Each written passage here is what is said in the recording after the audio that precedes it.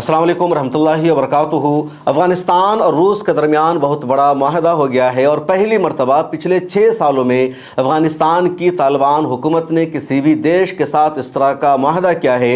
افغانستان نے بھارت کے ساتھ بھی معاہدہ کر رکھا ہے، چین کے ساتھ بھی معاہدہ ہے، کچھ اور دوسرے دیشوں کے ساتھ بھی افغانستان نے معاہدہ کیا ہے، لیکن روس کے ساتھ افغانستان کا معاہدہ سب سے زیادہ اہم ہے، یونیک ہے، اور دنیا بھر کی میڈیا میں، انٹرنیشنل میڈیا میں اس معاہدے پر بحث ہو رہی ہے، گفتگو ہو رہی ہے، کیونکہ افغانستان کی طالبان حکومت نے روس کے ساتھ دفاعی معاہدہ کیا ہے، ڈیفنس ایگریمنٹ ہوا ہے، اور روس نے افغانستان کو ہر طرح کی دفاعی مدد دینے کا وعدہ کیا ہے۔ پاکستان میں سب سے زیادہ اس خبر پر بحث ہو رہی ہے، کیونکہ اب تک لگاتار پاکستان افغانستان پر حملے کر رہا تھا، پاکستان کا جب دل کرتا تھا، جہاں چاہتا تھا وہ بم برسا رہا تھا، اور افغانستان کا جو دفاعی نظام ہے وہ کمزور تھا، افغانستان کے پاس ایسی ٹیکنالوجی نہیں تھی، اس کے پاس ایئر ڈیفنس سسٹم نہیں ہے، جس کی وجہ سے افغانستان پاکستان کے دفاعی حملوں کو نہیں روک پا رہا تھا۔ افغانستان کے پاس پاکستان کو جواب دینے کے لیے ایک ہی آپشن تھا کہ وہ بارڈر پر فائرنگ کرے اور سرحد پر جو پاکستانی فوج ہے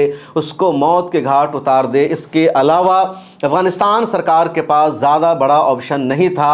اب خبر یہ ہے کہ افغانستان کے وزیر دفاع ملا محمد یعقوب مجاہد نے روس کا دورہ کیا ہے، اور روس کی راجدھانی ماسکو میں روس کی سلامتی کونسل کے ایڈوائزر سرگئی شوئگو کے ساتھ ان کی میٹنگ ہوئی ہے، ملاقات ہوئی ہے، اور ڈیفنس ایگریمنٹ ہوا ہے، جس میں روس اور افغانستان کے درمیان یہ طے پایا گیا ہے کہ روس کی حکومت افغانستان کو ایئر ڈیفنس سسٹم دے گی۔ افغانستان کا دفاعی نظام کیسے مضبوط ہو سکے، اس کے حوالے سے روس اپنی ٹیکنالوجی دے گا۔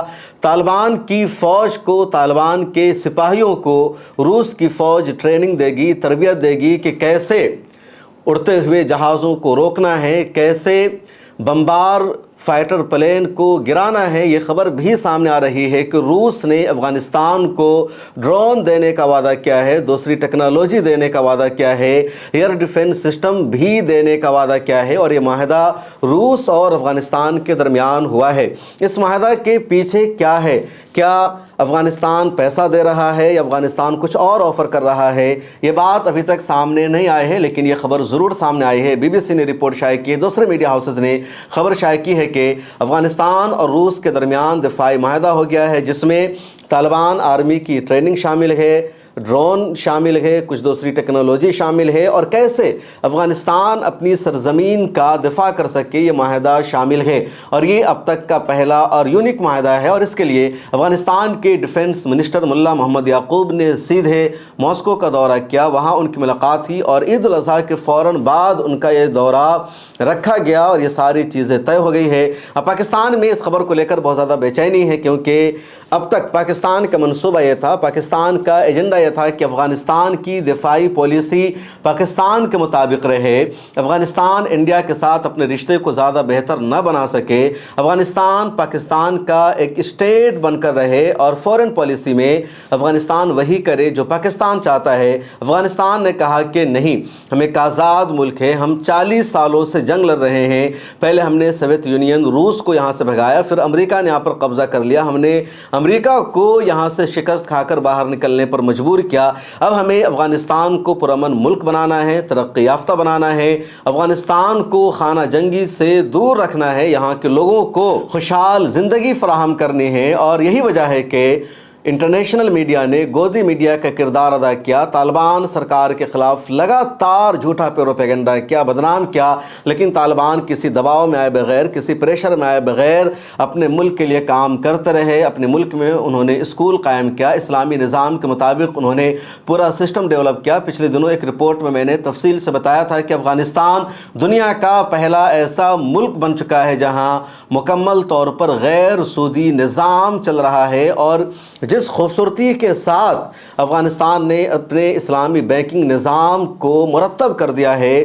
وہ ایک آئیڈیل ہے، دنیا کے دوسرے دیشوں کو دیکھنا چاہیے اور اپنے یہاں اس کو نافذ کرنا چاہیے۔ اگر آپ نے ابھی تک ہماری اس ویڈیو کو نہیں دیکھا ہے تو ضرور دیکھ لیجئے۔ جتنا کچھ دنیا کے بینکنگ سسٹم میں ہوتا ہے وہ سب کچھ افغانستان نے اپنے یہاں رکھا ہے، لیکن اسلامی طریقے کے مطابق رکھا ہے، شریعت کے نظام کے مطابق رکھا ہے۔ ایجوکیشن سسٹم انہوں نے اپنا ڈیولپ کر لیا، جہاں کو ایجوکیشن एजुकेशन भी नहीं है और लड़कियां भी तालीम हासिल कर रही है, लड़के भी तालीम हासिल कर रहे हैं। और वेस्टर्न मीडिया अब को एजुकेशन न होने की वजह से अफ़गानिस्तान की तालिबान हुकूमत को बदनाम करने की कोशिश कर रहा है। अब इन तमाम मामलों में पाकिस्तान का पिछले दिनों अफ़गानिस्तान पर हमला बढ़ता गया। अफ़गानिस्तान के पास अपना एयर डिफेंस सिस्टम नहीं था, कुछ हेलीकॉप्टर्स ज़रूर मौजूद थे अफ़गानिस्तान के पास, लेकिन अफ़गानिस्तान के पास फाइटर प्लेन नहीं है, अफ़गानिस्तान के पास नेवी नहीं है, अफ़गानिस्तान के पास कोई मजबूत एयर डिफेंस सिस्टम नहीं है जैसे S-400 होता है या HQ होता है या जो पाकिस्तान के पास दूसरे देशों के पास है।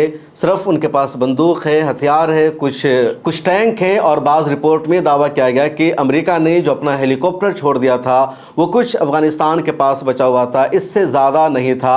अफ़गानिस्तान ने दुनिया के कई देशों से मुतालबा किया, अपील की कि वो उनको अपना हथियार दे, फाइटर प्लेन दे, लेकिन उन देशों ने अफ़गानिस्तान को फाइटर प्लेन देने से इनकार कर दिया। दुनिया में जिन देशों के पास फाइटर प्लेन है, जो देश दिफाई माहदा करते हैं, अपना हथियार बेचते हैं, उसमें पहले नंबर पर अमेरिका है, उसके बाद अब चीन भी है, फ्रांस भी है, यूरोप के कुछ और ममालिक है।